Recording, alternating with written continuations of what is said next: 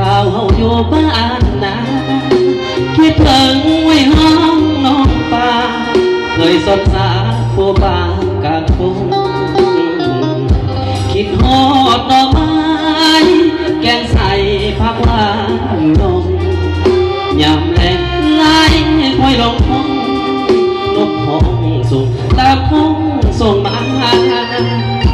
คิดฮอดแคมนามวนแท่นายามตอนยามใส่เบ็ดใส่บ่องไหลล่องไปเก็บหาแก้มหาผักพูดผักหังเลี้ยฟังหลายอย่างนาลวกกินกับแจ่วปลาเสียแค่นาอาหารบ้านเฮาหอมยำฝนลิ้นหอมกินไอดินขึ้นฟ้าสุดใจแท้น้อบ้านนาคำแหลงมาไตเขียดแก้มน้อไตกบไตแย่ได้ไหลแท้จนว่าหลุดคอเสียงเขียดเสียงอีแซวหอดังกองไปทั่วท้องนา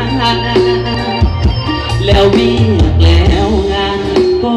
พากันต้มบานมันก็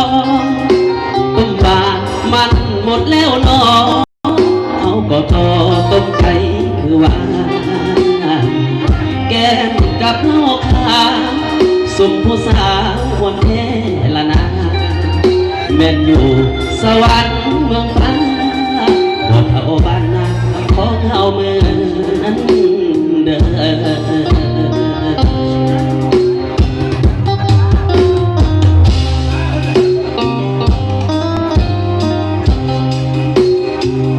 จบเราจบเบียร์เด้อเนาะพบจบดีเอาจบตาพบจบหาเอาจบลงแล้วกันเนาะ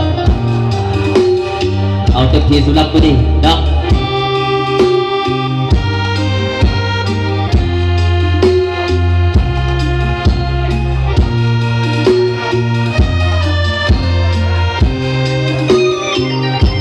หอมยาฝุ่นลิ้นหอมกินไอดินขึ้นฟ้าสุดใจแท้น้อบ้านนาคำแหลงมาไตเขียดแก้มน้อไตกบไตแย่ได้หลายแท้จนว่าโดนคอ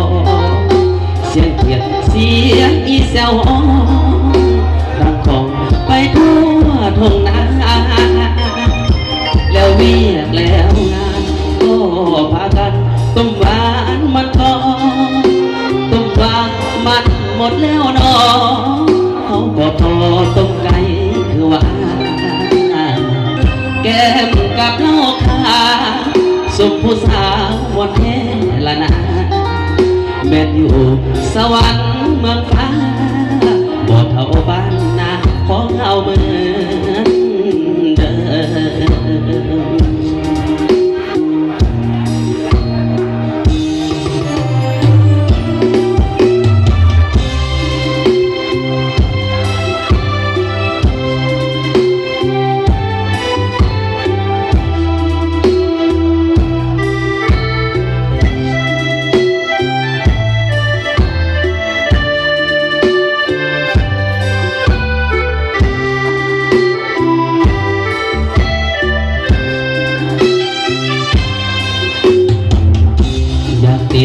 เป็นดาวหรือสาวบ้านนาหรือฮอดสัญญาเมื่อตาโสดอยู่ปฐมสัญญากันไว้ตั้งใจจะบ่ลืมลงแต่แล้วน้องบ่ซึ้งลงฝันไฟพะมงอยากเป็นอยากอีได้อยู่เวียงจันทร์ผิวพรรณสดชื่อเสียงก็มีคนเองก็ลำอีได้เป็นนักร้องน้องคงจะลืมนาทีลืมแล้วบ่ละหัวลำเพียนลืมส่วนบ้านเสียงเพียงหน้าบ้านเฮาตอนอยู่ปฐมสัญญาว่า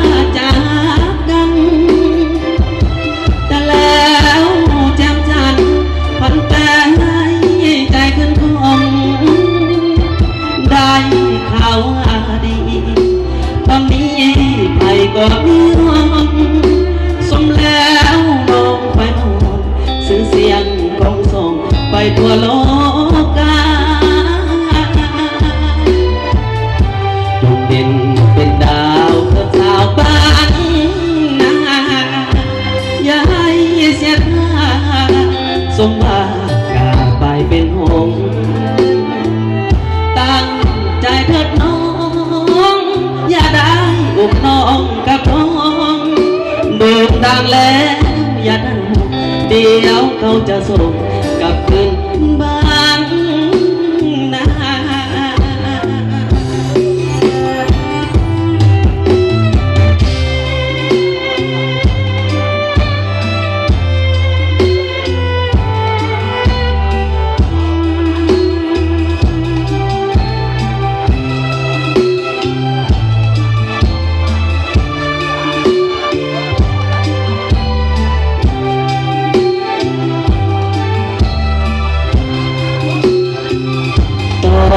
อยู่ปากห้องสัญญาว่าจะหากันแต่แล้วจากฉันพันแปรให้ใจถึงคงได้ข่าวดีตอนนี้ใครก็มีห้องสมแล้วร้องไฟห้องซื้อเสียงกองส่งไปทั่วโลกาจงเป็นดาวเถิดสาวบ้านนาอย่าให้เสียค่าสมว่ากาไปเป็นห่วงตั้งใจเถิดน้องอย่าได้อุ้มน้องกระโดดโด่งดังแล้วอย่าเดี๋ยวเขาจะส่ง